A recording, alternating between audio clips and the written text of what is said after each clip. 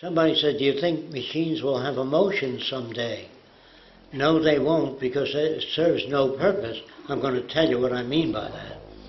If a woman's in an automobile accident with her kids in the back of the car turns over, and the gasoline starts flowing toward the engine, which is hot, it'll explode. If she says, oh my God, my kids are trapped in the car, and there's current fire is breaking out, I hope somebody comes to help. If she picks up wood, smashes a window, take the kids out, that's emotions converted to action. We're not too interested in emotions, we're interested in what you do with it.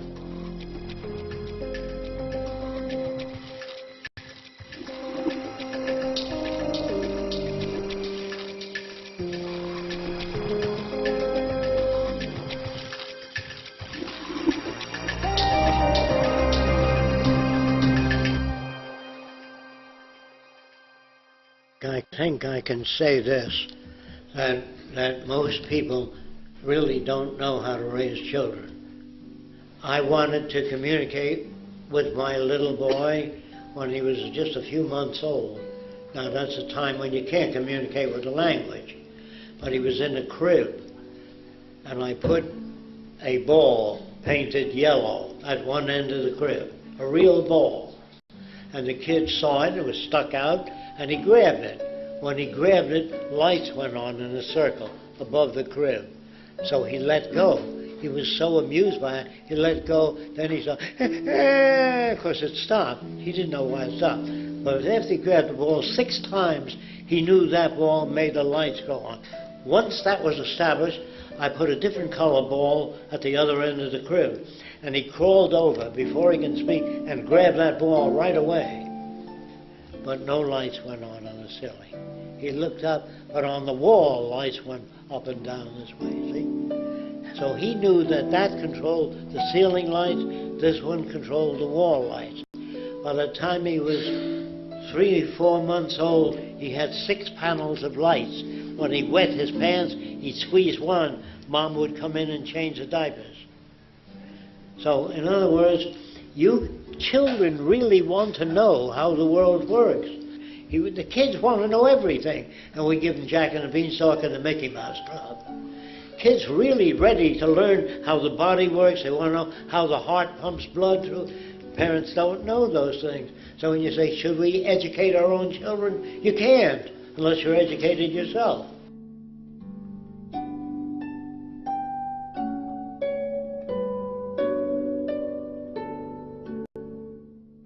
You know, a priest said to me, I don't believe you. I know 2 people in the same home. One became a priest, the other a gangster.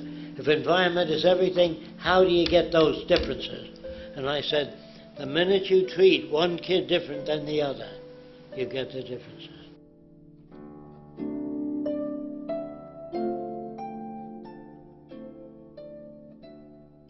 You give kids Cinderella, artificiality, and you tell them to be honest. You always tell children to be honest.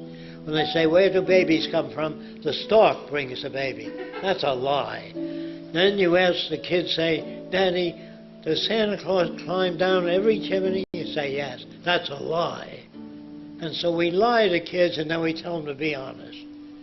You know, we lie about everything, almost everything. That's the kind of world we live in. It's so full of shit, and there's no bad language. It's just that way.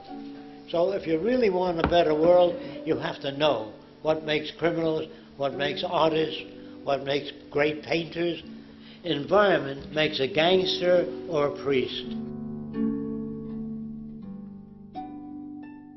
I went to a group of psychologists and said, do you believe there is such a thing as human nature?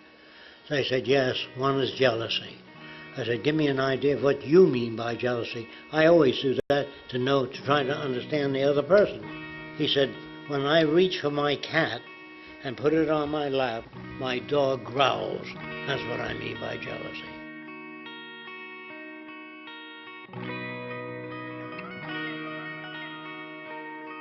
So I said, I'm going to show you some experiments that I've done. I had a dog and a cat. I always had a lot of dogs and cats and raccoons and other animals, and I'm interested in their behavior.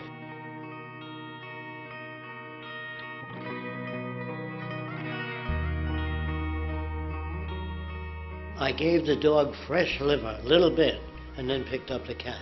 Fresh liver, a little bit, and then picked up the cat. Gave the dog fresh liver and picked up the cat. I did that 20 times.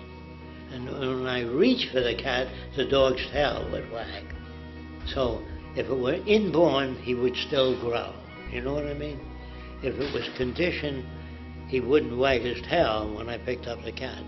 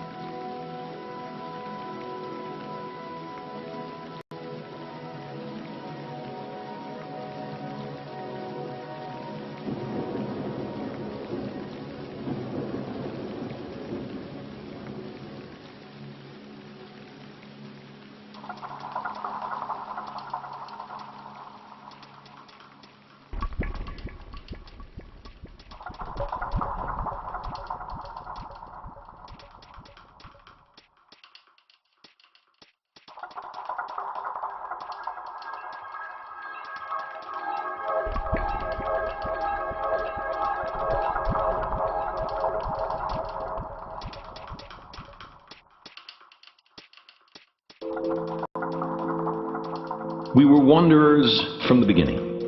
When the fruits or nuts were ripe, we were there. We followed the herds in their annual migrations. We rejoiced in fresh meat. A few of us cooperating accomplished what many of us, each hunting alone, could not. Making it on our own was as ludicrous to imagine as was settling down. Working together, we protected our children from the lions and the hyenas. We taught them the skills they would need and the tools.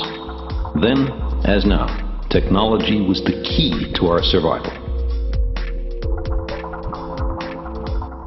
It might be a familiar progression, transpiring on many worlds. A planet, newly formed, placidly revolves around its star. Life slowly forms. A kaleidoscopic procession of creatures evolves. Intelligence emerges, which, at least up to a point, confers enormous survival value. And then, technology is invented. It dawns on them that there are such things as laws of nature, that these laws can be revealed by experiment, and that knowledge of these laws can be made both to save and to take lives, both on unprecedented scales. Science, they recognize, grants immense powers. In a flash, they create world-altering contrivances. Some planetary civilizations see their way through, place limits on what may and what must not be done, and safely pass through the time of perils. Others, not so lucky or so prudent, perish.